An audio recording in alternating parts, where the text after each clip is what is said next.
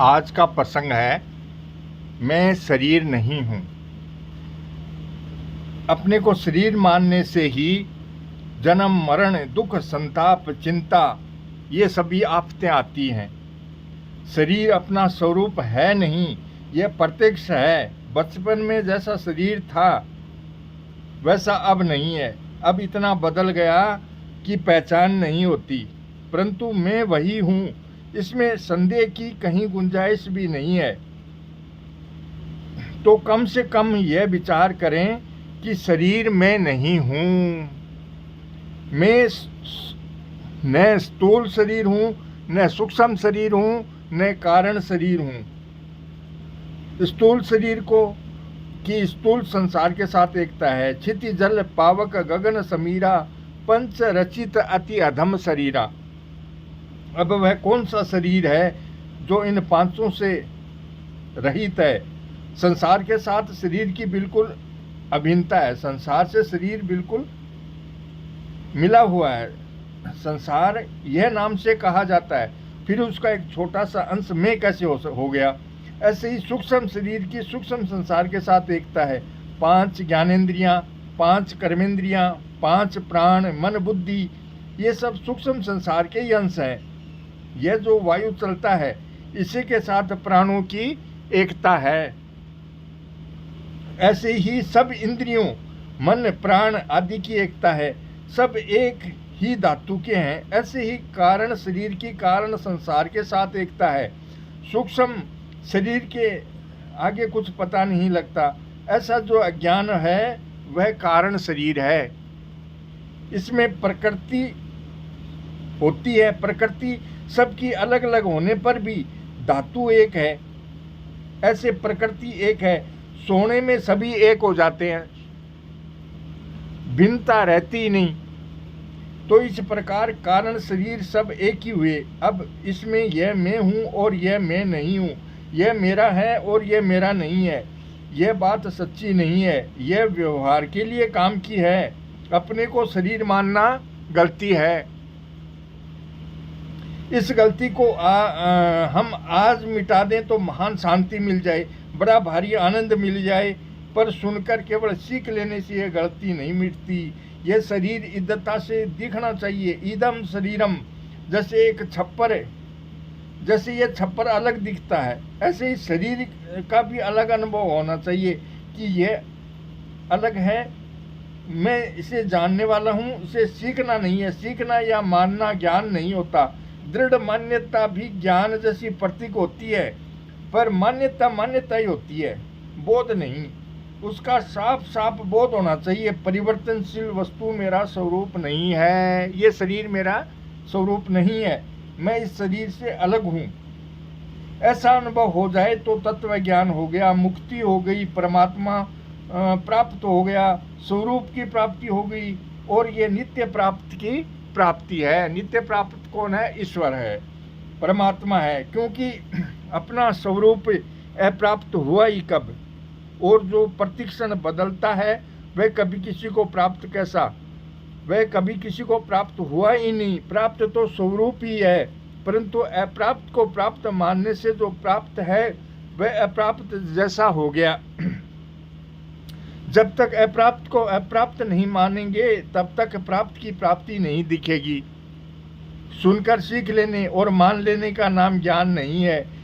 ज्ञान ऐसी चीज नहीं है। ज्ञान तो एकदम उसी क्षण होता है, उसमें अभ्यास नहीं है। अभ्यास करना उपासना है, उपासना उपासना ही है, बोध नहीं। शरीर में हूँ ऐसा दिखने पर बेचैनी हो जाए तो बोध हो जाएगा। जैसे नींद में पड़े हुए आदमी को सुई चुभो जाए, तंग किया जाए तो चट नींद खुल जाती है। ऐसे ही अपने को शरीर मानने का दुख जलन पैदा हो जाए कि क्या करूं, कैसे करूं, यह अभ्यास कैसे मिटे, तो फिर यह मिट जाएगा। जो चीज़ मिटती है वह होती नहीं, और जो चीज़ होती है वह मिटती नहीं। शरीर मिटता है इसलिए यह सच्चा नहीं है। परमात्मा हमेशा रहने वाला है इसलिए वो सच्चा है। नास्तो विद्यते भावो ना भावो विद्यते सतः। शरीर में मैंपन और मेरापन मिटता है तो मूल में है नहीं, यह पक्की बात है। सबसे पहले साधक को दृढ़ता के साथ यह मानना चाहिए कि शरीर मैं हूँ और यह मेरा है। यह बिल्कुल झूठी बात है। हमारी समझ में नहीं आए, बोध नहीं हो तो कोई बात नहीं, पर शरीर मैं नहीं हूँ और मेरा नहीं है, नहीं है, नहीं है, ऐसा पक्का विचार किया जाए। जोर लगाने पर अनुभव नहीं होगा, तब यह व्याकुलता बेचैनी पैदा हो जाएगी, जिससे चट बोध हो जाएगा, शरीर मैं नहीं हूँ। इस बात में बुद्धि भले ही मत ठहरे, आप ठहर जाओ। बुद्धि ठहरना या नहीं ठहरना कोई बड़ी बात नहीं है।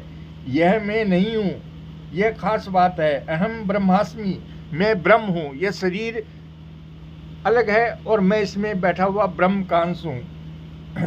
यह इतना जल्दी लाभदायक नहीं है जितना यह मैं नहीं हूँ, यह शरीर मैं नहीं हूँ। यह लाभदायक है। दोनों तरह की उपासनाएं हैं, परंतु यह मैं नहीं हूँ, इससे चट बोध होगा। लेकिन खूब विचार करके पहले यह तो निर्णय कर लो कि शरीर में और मेरा कभी नहीं हो सकता। ऐसा पक्का जोरदार विचार करने पर अनुभव नहीं होने से दुख होगा। उस दुख में एकदम शरीर से संबंध विच्छेद करने की ताकत आ जाएगी, शरीर से अलग होने की ताकत आ जाएगी। वह दुख जितना तीव्र होगा उतना ही जल्दी काम हो जाएगा। मैं क्या हूँ, ऐसा विचार मत करो। इसमें मन बुद्धि साथ में रहेंगे। जड़ की सहायता के बिना मैं क्या हूँ, ऐसा प्रश्न उठ ही नहीं सकता, और समाधान भी जड़ को साथ लिए बिना कर ही नहीं सकते। इसलिए जड़ की सहायता से जड़ की निवृत्ति, जड़ की सहायता से जड़ को अलग करना, एक चिन्मयता की प्राप्ति नहीं होती। मैं चिन्मय हूँ, इसमें बुद्धि की सहायता है और अहंता भी साथ में रहेगी। पर यह जड़ मैं नहीं हूँ, तो इसमें जड़ता पर नहीं का जोर लगेगा। चिंतन भी जड़ता का है और निषेध भी जड़ता का है।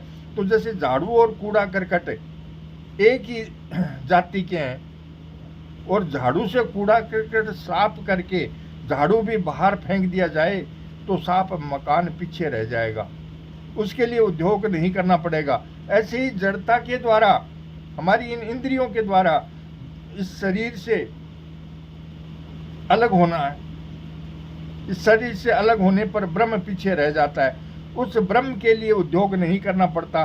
बिना प्रकृति की सहायता लिए उद्योग होता ही नहीं है। मैं यह नहीं हूँ, इसमें मैं और यह एक जात के हैं। यह जो मैं है यह दो तरफ जाता है, एक मैं जड़ता की तरफ जाता है और एक मैं चेतनता की तरफ जाता है।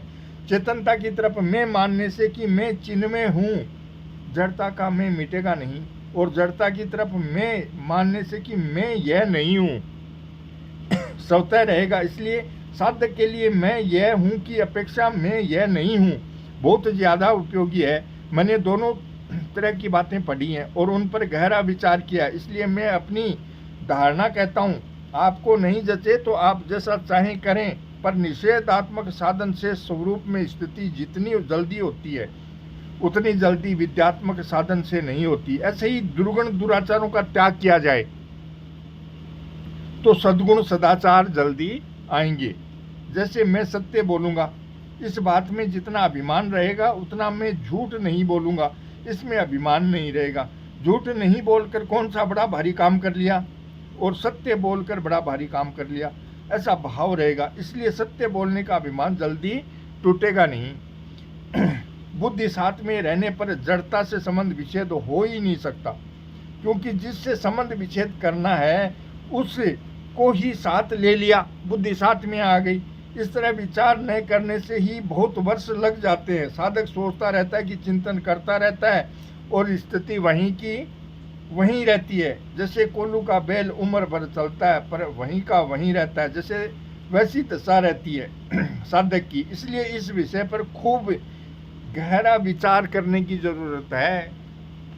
गोविंद कृष्ण हरे मुरारी, हे नाथ नारायण वासुदेवा।